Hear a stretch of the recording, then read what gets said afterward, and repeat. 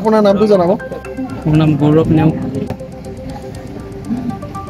Sir, আপুনি জগতগুৰু সন্ত ৰামপালজী মহাৰাজৰ চৰণলৈ অহাৰ মোৰ উদ্দেশ্য কি?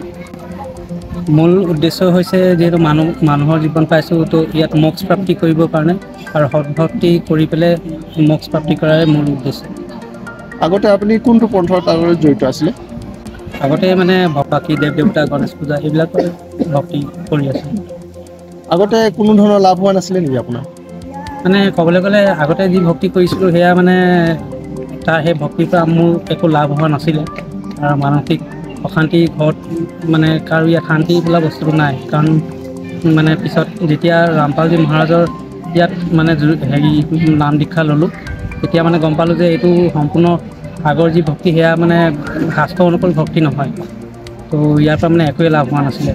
ঘৰত বহুত ধৰণৰ হেৰি হৈ আছিলে, ভূত পেটৰ অশান্তি আছিলে আৰু বহুত কিবা কিবি টকা পইচাৰ ফালৰ পৰা, মানসিক অশান্তি, শাৰীৰিক ফালৰ পৰা, চব ফালৰ পৰা মানে অশান্তি আছিলে। জগতগুৰু তত্ত্বদৰ্শী সন্ত ৰামপালজী মহাৰাজৰ ওচৰত যেতিয়া নাম দীক্ষা ল'লোঁ, সৎভক্তিৰ বিষয়ে গম পালোঁ আৰু শাস্ত্ৰ অনুকূল সাধনাৰ আমি ভক্তি কি কৰিলে কি হয় সেইখিনি কথা গম পালোঁ। কোন দেৱতাক খুজিলে কেনেকৈ কি লাভ পোৱা যায় সেইখিনি কথা গম পোৱা হ'ল আৰু তাত মানে বহুতো লাভো পোৱা হ'ল। তো অসমৰ জনসাধাৰণক বা যোনে ধৰি লওক এতিয়া যি মানুহে চাই আছে তেওঁলোকক মানে এইটোৱে জনাব বিচাৰিম যে চোন ৰামপালজী মহাৰাজ পূৰ্ণ পৰমাত্মাৰ অৱতাৰ হয়। তেওঁ পূৰ্ণ পৰমাত্মা কবিৰ চাহেবৰ সৎভক্তি দিয়ে আৰু তেওঁ তাৰ পৰা মানে মোক্ষ প্ৰাপ্ত পাব পাৰি। সকলো শাস্ত্ৰ ইয়াত মানে প্ৰমাণ কৰি তেওঁ ৰামপালজী মহাৰাজে দেখুৱাই দিয়ে।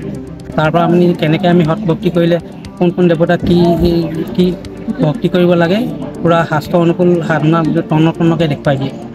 জগতগুৰু তত্ত্বদৰ্শী সন্ত ৰামপালজী মহাৰাজৰ ওচৰত নাম দীক্ষা লোৱাৰ পিছত যদি আমি চাওঁ, এতিয়া নৱপ্ৰজন্মৰ যিটো দিশত আগবাঢ়িছে সেইটো সম্পূৰ্ণ ঋণাত্মক বুলি কোৱা হয়। এতিয়া যদি চাওঁ তেনেকৈ ধৰি লওক নিচা চবফালে মানে আপোনাৰ অশ্লীলতা, এতিয়া টিভিয়ে হওক, মোবাইলে হওক, ইণ্টাৰনেটত অকল অশ্লীলতা ভৰি পৰিছে আৰু যুৱক সমাজে যিটো মানে দিশত আগবাঢ়িছে সেইটো মানে একেবাৰে সম্পূৰ্ণ বিপৰীত দিশ।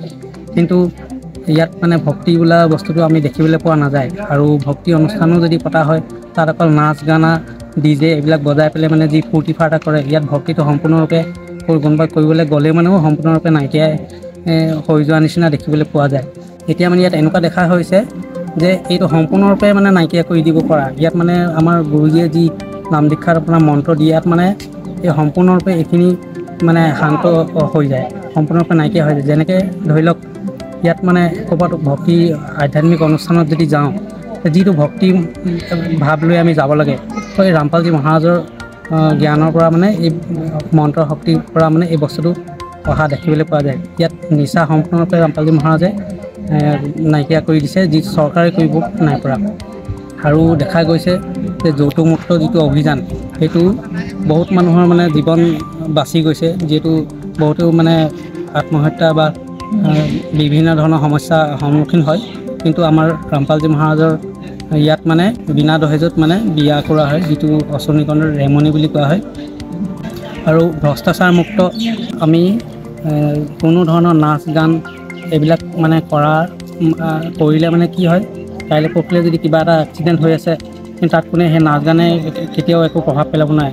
কিন্তু সৎভক্তি কৰিলে মানে এই নাচ গান সম্পূৰ্ণৰূপে আমাৰ ৰামপালজী মহাৰাজে যিহেতু মনা কৰিছে, তো সৎভক্তিৰ পৰা মানে বহুত ক্ষেত্ৰত আমাৰ মানে কি আগবাঢ়িব পাৰি আৰু সমাজখন সলনি হৈছে।